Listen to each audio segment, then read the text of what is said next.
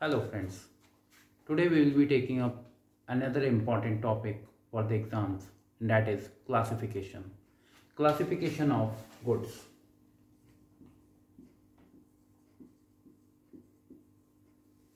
What is classification? Where do we place the goods for determining the duty that has to be charged from that goods? As we have seen earlier that the Customs Tariff Act defines us schedules under which an import or export article or goods is placed. Schedule 1 is for the import and Schedule 2 is for the export.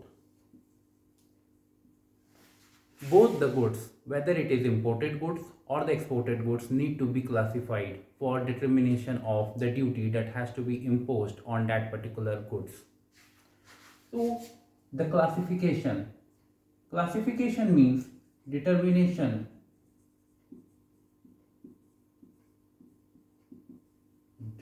of the position where the goods has to be placed, determination of entry of goods. Where do we need to find the entry of goods? In the schedules.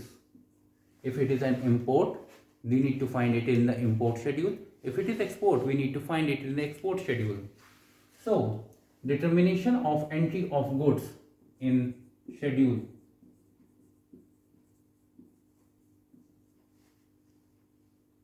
for rate of duty.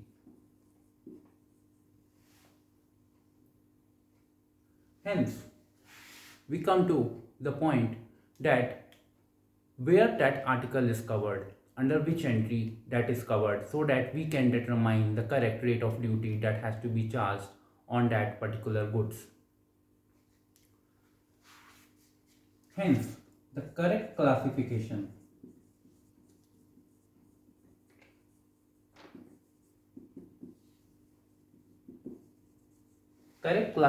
of the goods is required. If the classification is not correct, we may place it somewhere else where it should not get placed. And if such a scenario takes place, then we are not computing the right amount of duty that has to be paid on that goods. And if the process continues, then we may have to file the amendment for that. So what is the main and important thing is that we need to classify the item correctly.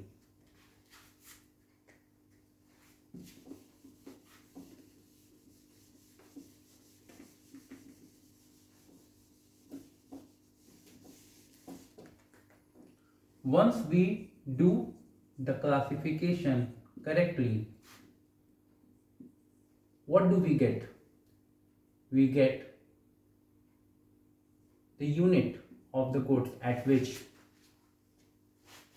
it has to be filed, it has to be placed, like kilograms, liter, metric tons. What is the unit? What is the unit of the goods that has come under import? Whether the tariff that has to be imposed on that particular goods is declared to be specific or ad valorem. Specific oblique ad valorem.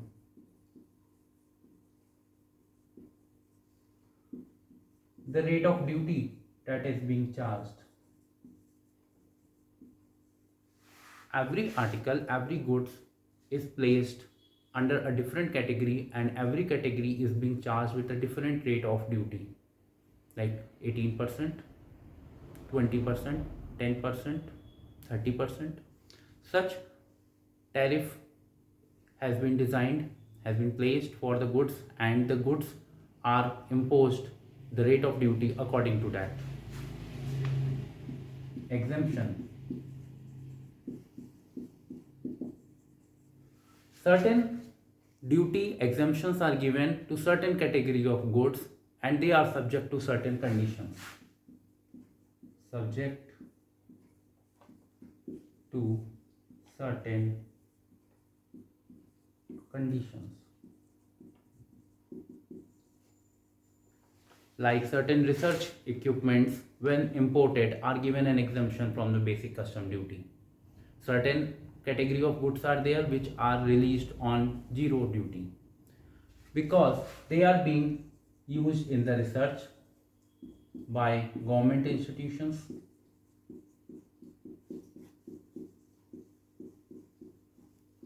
so they get the exemption from the government. Common notification is 51/96, under which the government institutions get the benefit of duty exemption. Now,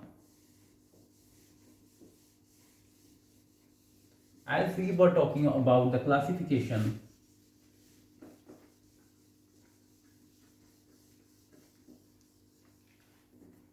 we know that the schedules for import and export are defined under Custom Tariff Act 1975.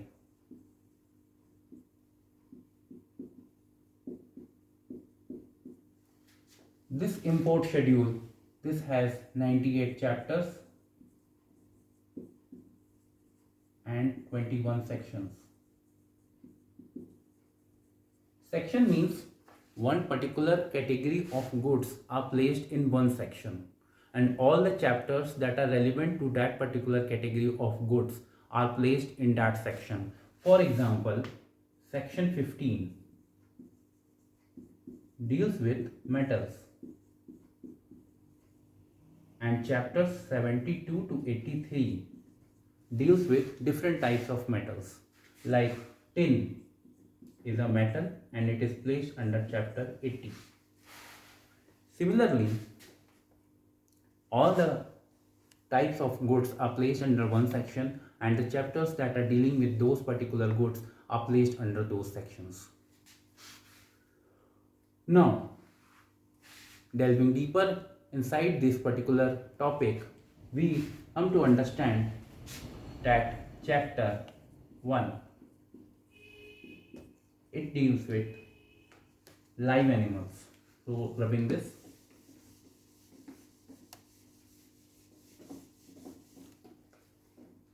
Chapter 1, it deals with live animals.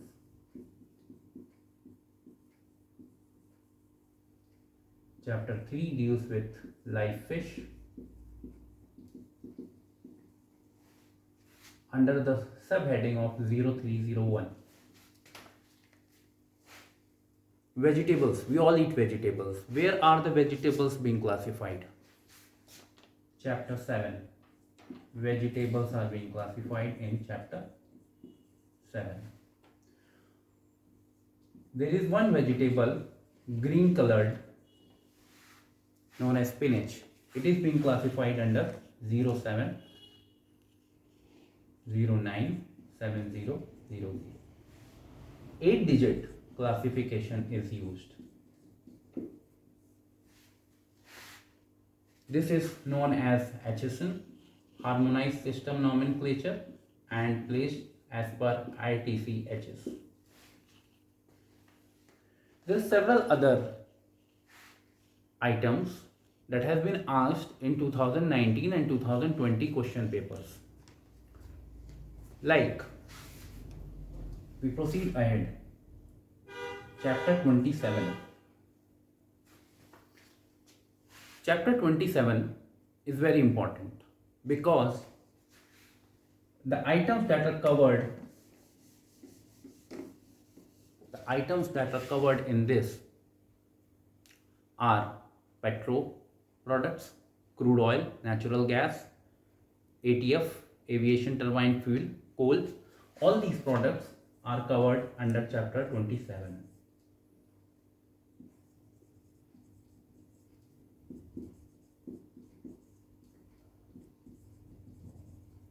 all these products are not covered under IGST.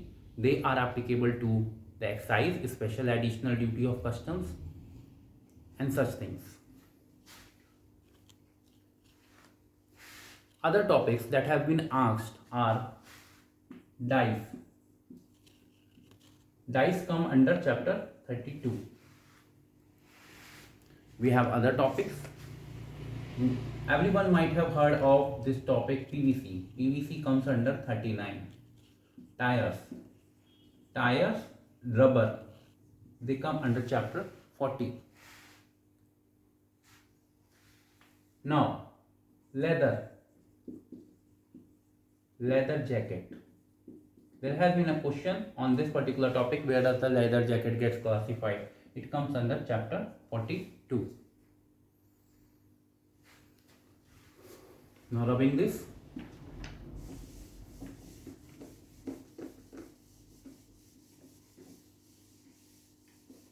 As I told you earlier that certain government institutes gets exemption in the duty. They generally import the research equipments. These research equipments mainly belong to the surgical or medical category. The surgical and medical category of equipments are classified under chapter 90.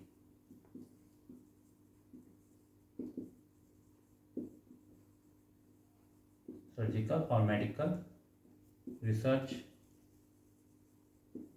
equipments.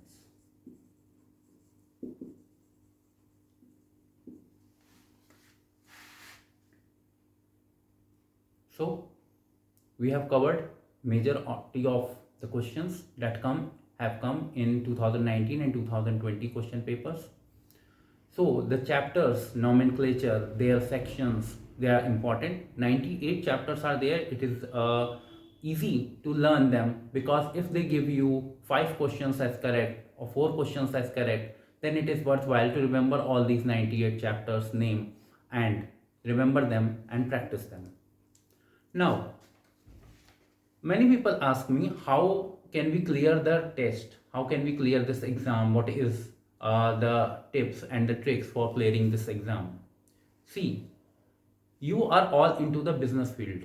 You are doing business. You are doing business for the government. You are doing business for yourself. You are helping your customers. You are advising them as the consultants. So you need to understand few things.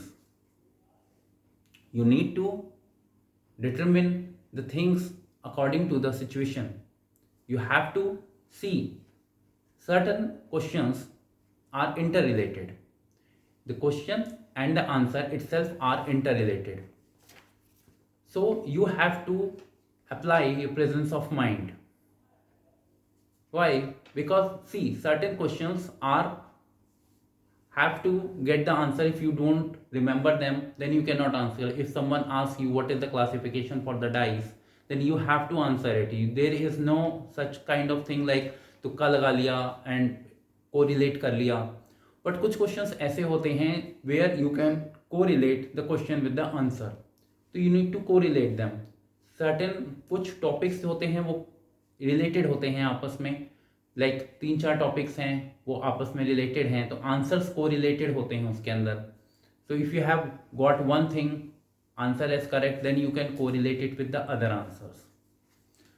One more important thing that I would like to discuss with you regarding clearing your exam. In the business scenario, you are placed over here. You get the pressure from the government. You get the pressure from your customers. Simultaneously, you have certain suppliers. Like if you are CHA broker doing the clearance part, then you are dependent on certain people like the trucks or the delivery person vehicle for the supply of goods. They are your suppliers.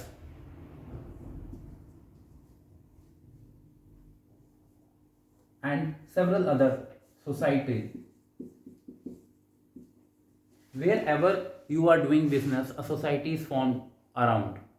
Anything that is sustainable for the society will be sustainable for you, will be sustainable for the government, and since the government is hiring you as a advisory to them, as an assistant to them, so anything which is sustainable for the society will be sustainable for you also. So certain questions where the application of mind is there, you can correlate in this way that whatever is sustainable for a society will be sustainable for you. Once you are here, you get pressure from the competitors as well.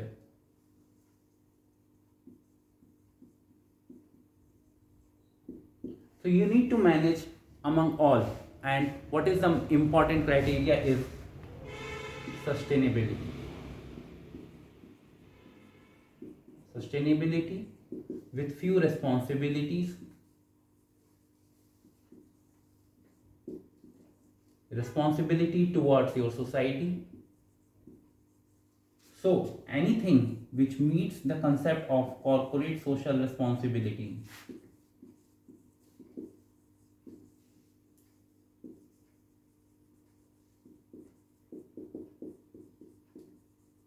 will be good for the government, will be good for your customer, will be good for your suppliers, will be good for the society. And if you do it this way, then it will be good, overall good for everyone.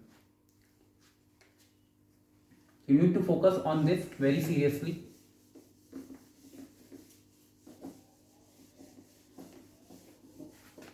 For all those who have appeared in the mock tests and are practicing, my heartiest congratulations to those who are the top scorers, and I anticipate that they will be clearing this examination clearly and easily. However, I would request others to participate for the mock test, and those who feel that how to clear the test, the CBLR exam. Please understand, in any exam, there are around 50 to 60% of questions which are normal or easy, like remembering the chapter names, remembering the sections, because they are relevant topics for the exam. You need to remember the sections. You need to remember that bill of entry is filed under section 46. There is no other shortcut to that. You have to remember the chapter names, that rubber is classified or tires are classified under section 40, chapter 40. The surgical goods are classified under chapter 90. You have to learn them. So 50 to 60% questions are direct, easy and normal. Since the passing percentage is 60% in this exam, so you can anticipate easily that 50 to 60% will be direct questions, 30% will be comparatively tough, they will be of intermediate level. If you have studied for this exam, then you will be able to answer these questions. You can say, let's say 20 to 30% you will be able to answer. 10% of the questions will be really tough, because the customs will be also, CBIC will be also, board will be also determined to look after the good quality candidates, the high quality candidates. So they will be putting up 10% of the tough questions. You have really prepared well, then you will be able to answer this. But otherwise, if you focus on the 70% part, then you can easily clear your exams. So I would simply say that whether you are prepared or you are not prepared, you are preparing by self or you are taking the help of some institute or an academy, any reference material that you have taken for preparation of this exam, appear for the mock test anytime. Take 1 hour or 1.5 hours from your busy schedule, appear for the mock test. They will tell you whether how much your preparation is there, and it will sharpen your intellectual capacity, because to prepare for an exam you must sit 3 hours or 2 hours, 2.5 hours, and see how much questions you are being able to answer. And if you have got an opportunity to appear for a mock test, you should certainly avail of it. Thank you. We'll be taking up further topics in the later videos.